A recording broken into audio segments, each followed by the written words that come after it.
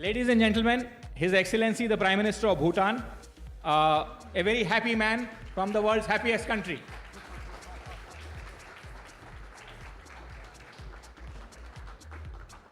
Grateful to have you, Prime Minister, and I thank you from the side of the millions of NDTV viewers. Grateful to have you, Prime Minister. Thank you, Nikunji.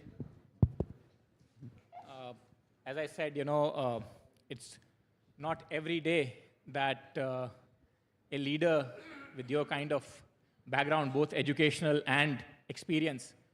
His Excellency has actually been a civil servant. He is one of the few first civil servants in the Bhutanese society who crossed over to the political side, had a very successful run, has been the Prime Minister of the country before as well. And this is his second stint as the Prime Minister of Bhutan. Prime Minister, you have a very interesting educational background too. You have studied at Pittsburgh, 4 years at Pittsburgh, and then you have a master's from Harvard. A thought came to my mind that how have you used that education, that American exposure, that education at your very young age to help transform the society here or add value to the society here in this country, in Bhutan and otherwise? Thank you, Nikunji. Delighted to be here. And I want to congratulate you and your entire NDTV team for putting together the World Summit. And congratulations on the inaugural summit. Who better than Prime Minister Modi to launch the summit? I am honored also and humbled, deeply humbled, to be included in your inaugural summit. I can see the summit grow from strength to strength. God knows the world needs NDTV and the World Summit. Thank you, Prime Minister. The question you asked about how did the University of Pittsburgh and then the University of Harvard, where I spent a year, how did they mold me to serve my country? Fair question. But the better question would be, how did India mold me to serve my country?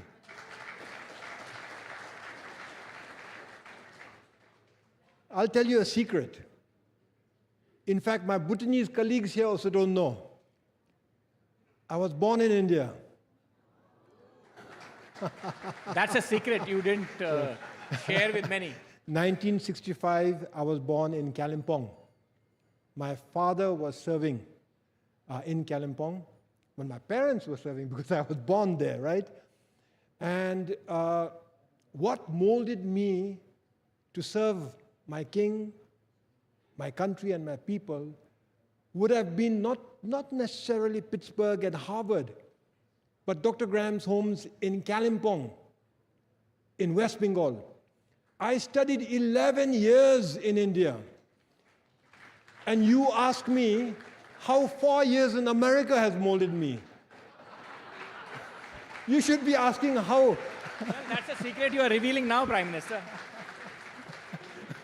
No. Okay, fair. I'm not a celebrity, so you wouldn't know where I studied. But the fact of the matter is my formative years, not just my birth, but my formative years was in India. From kindergarten school, from baby class till class 10, I studied in India, as indeed many other Bhutanese studied in India those days because we did not have enough schools in Bhutan. But when we did establish schools, we did not have enough teachers, and those teachers came from India. And so we grew up under the tutelage, under the guardianship, and in my case, especially so because it was a boarding school, almost under the parentage of Indian teachers. And I do believe they have taught us well because we have been able to go back home and serve our king, our country, and our people and continue to do so. Prime Minister, you also talked about the Indian tutelage and you talked about the summit. So the topic of the summit is India's century. And how do you think, going forward from here, Prime Minister Modi's historic third innings, how do you think, we take off from here, and how do we shape or influence the events that are happening world over?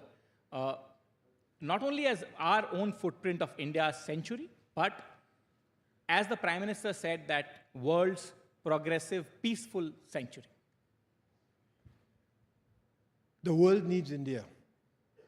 And I'm very happy that you've identified this century as India's century. You asked me about Prime Minister Modi and his historic third term. Why do you call it India's century? For many reasons. India has the largest population now in the world, 1.45 billion. It's growing. It's projected to reach something like 1.6 billion. That's right. India has a booming economy. It's crossed $3 trillion US. It should have crossed $5 trillion US had it not been for COVID. India has the biggest consumer base. India has almost 35 million successful people in the diaspora throughout the world, particularly in the advanced countries. By every measure, yes, this is India's century. But by one measure, you stand out, and that is leadership. India's leadership. And trust in that leadership. Not just Indians trusting India's leadership, but the global South especially trusting India's leadership. You choose the team, the India century, because of Prime Minister Modi's third term, historic win. Now you know that the last 10 years, the previous 2 terms, will be leveraged as a springboard to take India forward into her century. But the rest of the world too. The global South looks to India for leadership, trusts in India's leadership. As a matter of fact, if there's anybody, any country that can sort out today's problems, it is India. Economic problems. The world looks to India as a market. The COVID pandemic, the world looked to India for vaccines and medicine. Even Russia and Ukraine. If there's any person who can sort it out, I do believe it is Prime Minister Modi. And therefore, India's century. And the main ingredient of your team, I do believe, is leadership across the board, including your diaspora, but especially that of Prime Minister Modi. And when you talk about the leadership of the Prime Minister, and Prime Minister, of course, has very assiduously championed the causes of Global South on various multilateral platforms, and he has been trying to build that consensus. The world, in a way, also looks towards India to solve some of the very vexed issues right now, some of the vexed issues like wars that the world is facing. You think that India can bring in its diplomatic, cultural heft into play to find solutions to them? Like I mentioned, the Global South looks to India's leadership because they trust India's leadership. I mentioned about geopolitics and problems the world is facing, particularly in terms of war, and the effect that has throughout the world. If any country can sort it out, it is India. If any person that can sort out the problems between Russia and Ukraine, it is Prime Minister Modi. So whether it is economic growth, medicine, the world's production house, IT, PM Modi mentioned double AI this morning. Aspirational India, artificial intelligence, even climate change. India is exercising leadership, being a role model for the world. 1.5 billion people in a growing economy. You need energy to fuel that growth. There is going to be pollution. But India is also not shirking her responsibility to fight climate change. Prime Minister Modi has launched a solar alliance. That shows his emphasis for renewable energy, not just in India, but getting like-minded countries throughout the world to join an alliance to produce renewable energy. And we are a part of that alliance. So yes, even with climate change. Now, coming back to your home turf, you have just now recently launched the Global Happiness Index 2. How does it differ from the Global Happiness Index 1? And what does this gross happiness index actually mean for people? So very quickly, gross national happiness is a development philosophy. And it was a development philosophy that was envisioned by His Majesty the Fourth King. It is a development philosophy that emphasizes the happiness and well-being of our people as the core purpose for growth.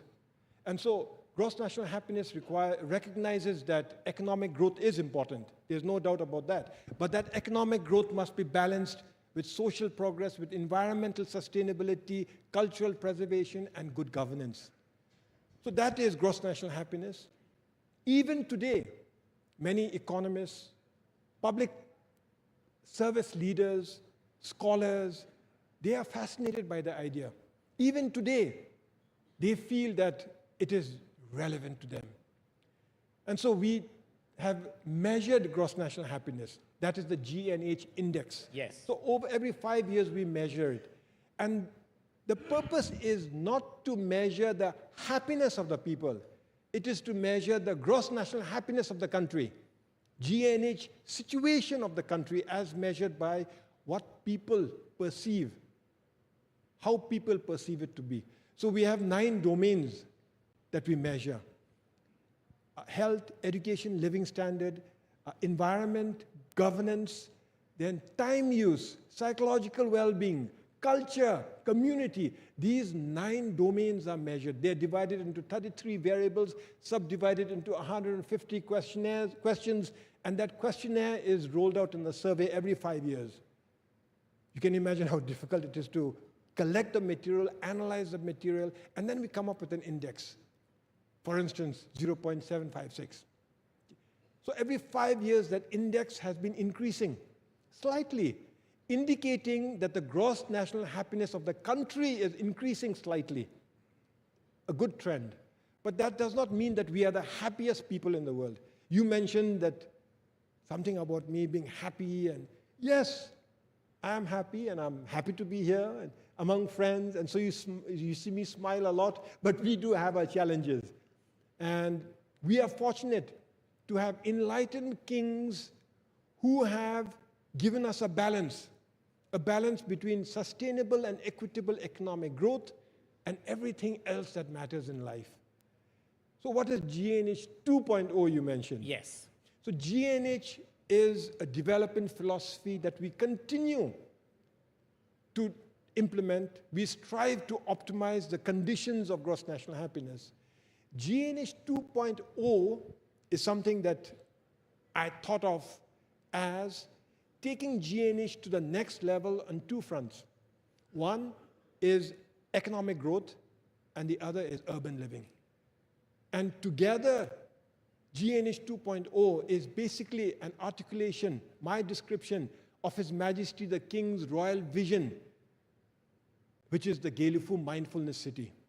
The Geopolitics Mindfulness City. Yes, that's another issue that I wanted to talk to you about, the Gainfulness Mindness, which the King has recently launched. Not an issue. You want to learn more about the Geopolitics Mindfulness City, because I say not an issue because you will benefit from the Geopolitics Mindfulness City as much as I will. The Geopolitics Mindfulness City is a special administrative region which will have independence in government, in lawmaking, and judiciary independence. The Geopolitics Mindfulness City is going to be a city. We call it a city, but it's going to be spread over 2,500 odd square kilometers. It has 2 protected areas. a national park and a wildlife sanctuary. It has rivers that can generate 4,000, 5,000 megawatts of renewable energy. It has forests, it has biological corridors, it's teeming with wildlife. It has paddy fields, it has an old little town. So that whole area is being developed and envisioned by His Majesty the King to provide for our next generation, to take gross national happiness to the next level, where people can live in harmony with other people from all over the world. But also, all these people will live in harmony with our nature and with our biodiversity. This is gross national happiness 2.0. I say it'll benefit you and all of India as much as it'll benefit me and all of Bhutan, because this city has been purposely placed on the border with India, along the border with India, Assam to be precise. I had reported to His Majesty the King almost a year ago, Your Majesty, why in Gelifu? It's beautiful. The land is pristine. It's a biological hotspot. There's potential for renewable energy. But why Gelifu? Why not in Thimphu? Why not in Paro? Why not in Pumtang? For those of you who have been to Bhutan, these places already have airports. Paro already has an international airport. Paro has the iconic Taksang, where tourists all over the world converge to visit. Paro has zongs and monasteries and culture and traditional way of life. It has everything. And His Majesty's answer was one word to me: India. Of course, I didn't understand it. And then His Majesty said, our future is linked with India. If we establish the special administrative zone anywhere else, it may succeed. It may find it challenging, we may find it challenging, but if we locate it along the border with India, the concept alone will drive its success, because our future is intrinsically linked with India. And then I understood that the Gelifu Mindfulness City is not about Bhutan. It is about India and Bhutan. India and Bhutan. And we have received the support of India's leadership, especially Prime Minister Modi. We received the support of Indian investors. A lot of them are interested. And of course, the Bhutanese, we are very excited to see this project to fruition. Prime Minister, I'll come back to this issue of the development partnership. India, of course, and Bhutanese have always considered us as the largest, the biggest developmental partner. So one is this Mindfulness City project that you have now said that it is linked to India intrinsically, as you describe it. What are the other key developmental areas where India and Bhutan are now working together to take this developmental partnership to the next level? What you call development partnership, I call friendship. We have many development partners, many countries, many multilateral agencies. We have one main friend. India has been with us. The Mindfulness City is one area that we are already working very closely with India. I can see us working even more closely with India. But other areas are our 13th five-year plan. For the 13th five-year plan, the government of India is giving us an assistance package of 8,500 crore rupees. Extremely generous. Almost double that of what we received in the 12th five-year plan.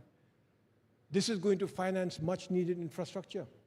Roads, bridges, schools, hospitals, IT, and the like. In addition to that, the Indian government has rolled out an economic stimulus program. Well, you talk of development partnership, what I call friendship. Yes. Yeah. So you think of this friendship. Friendship is a better word. When I visited India after our elections, I told the Indian leadership, and in particular I told my brother, Yes. Prime Minister Modi. I said, our economy is not growing after the COVID. So we put together an economic stimulus program. And he said, how much? I said, our entire economic stimulus program is 1,500 crores. And he's given us the whole package. That's what friendship is about. And so that's the other partnership, what you mentioned. The 12th five-year plan, in addition to the Geopolitics Mindfulness City, the 12th five-year plan, the economic stimulus program, and then even bigger than that is our partnership in the area of renewable energy. We have about 30,000 megawatts, 30 gigawatts of hydroelectric potential. Of that, we've already tapped about 2,500 megawatts. Literally all of them with partnership with India, in partnership with India.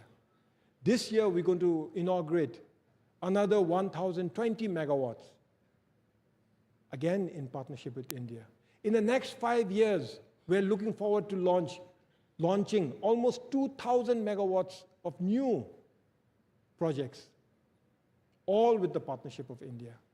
And then going forward, we have many more projects in the pipeline, in partnership with the government of India, but also now in partnership with the private sector of India, which leads me to the next area of partnership, which is partnership between people to people, business to business, and our partnership with the Indian business sector.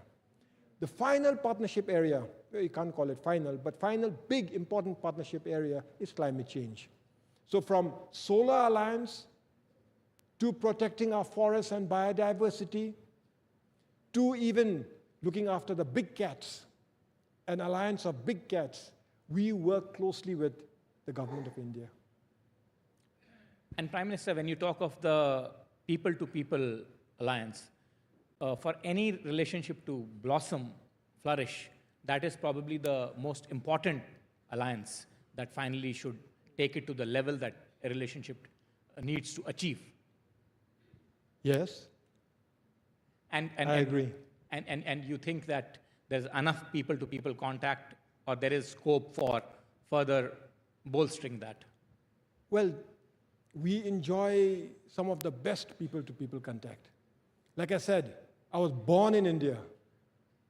I spent my first 11 years studying in India. And I've been to India many times. And I am not an outlier. There are many Bhutanese, especially even those among my friends who have joined me in Delhi today, who studied in India, who grew up in India, who have many friends in India. When we travel across Bhutan, we don't hesitate to visit neighboring India, the neighboring towns. We don't hesitate to do a little bit of shopping there. So my wife right now is building a home. And she spends half her time in Siliguri, in West Bengal, because that's where she buys most of her stuff from. Shopping. Yes. Shopping. And truth be told, she does not really have to go there too often, because she telephones her friends in Siliguri, and her friends are the shopkeepers, and they send up the stuff. So you talk of people-to-people contact. I mean, it is very, very strong. And India is a country of 140 crores. Can't expect every Indian to know about Bhutan. Bhutan is a country of only 750,000 people. You rest assured, from the days of Lord Buddha, we were aware of India. And we reached out to India, those days for pilgrimage and spirituality. Today, we continue to go on many pilgrimages to India, but also now to see our economic growth. And my final question to you, Prime Minister, is that after this, I'm told you are city hopping and you're going to visit various places. What is it that you have in your mind that you wish to probably focus on, see, watch, the way the city is evolving, the national capital? Well, I looked out from my room and I see this park. It's like a forest. And every time I see it, I'm amazed that in one of the most congested cities of the world, so-called polluted cities of the world, you see a forest in the center of the city. And I can't get enough of this. The greenery, especially in New Delhi, I enjoy seeing this. But what you are referring to is my bus ride that I'm going to go on immediately after this. We are going to go on a bus that's driven by hydrogen fuel.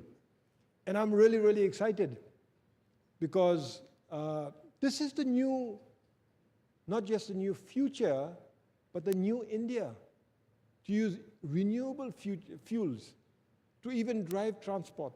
And not just to drive transport, but to be the world's leader in this cutting edge of technology. So I know that when I get on this bus, it's just going to be like any other bus. And therein lies the beauty of it. Because hydrogen fuel, not diesel, not petrol, not even electricity, is driving. Hydrogen is what's driving this bus. And the more ordinary it is, the more amazing I'm going to feel. What's its link to Bhutan? The less pollution there is in India, the less pollution we have to endure. Because most of our air, in fact all of it, comes through India, from the Indian subcontinent into Bhutan. And yes, we do bear the brunt of not just climate change, but also of pollution. And I am in a hurry to see